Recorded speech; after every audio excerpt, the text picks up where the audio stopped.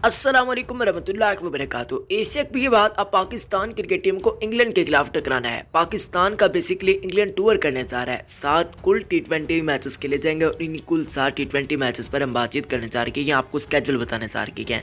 इस वीडियो को लाइक कर दें जो समझते हैं कि पाकिस्तान टीम के अंदर तब्दीली होनी चाहिए। जो मले का फैन देख रहा है, जो समझता है कि मले की वापसी होनी चाहिए, हैदर अली को प्रॉपर मौके देने चाहिए, वो इस वीडियो को दिल से अभी कभी लाइक कर दें। हमारे यूट्यूब चैनल को सब्सक्राइब कीजिएगा। नाज़रीन इकराम, अगर हम पहले टी20 मुकाबले की बातचीत करते हैं तो 20 सितंबर को पहला मैच खेला जाएगा। ये नेशनल स्टेडियम कराची के अंदर मैच होगा। दूसरा मैच 22 सितंबर को। अगर हम तीसरे मैच की बातचीत करते हैं जो कि जुम्मे के मुबारक दिन को होगा, ये 23 सितंबर को खेला जाएगा।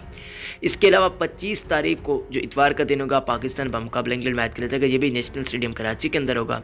जबकि अगर हम 28 सितंबर की बातचीत करते हैं तो ये बेसिकली 5वां टी20 मैच होगा, लेकिन ये मैचेस अब लाहौर की जानब शिफ्ट हो जाएंगे।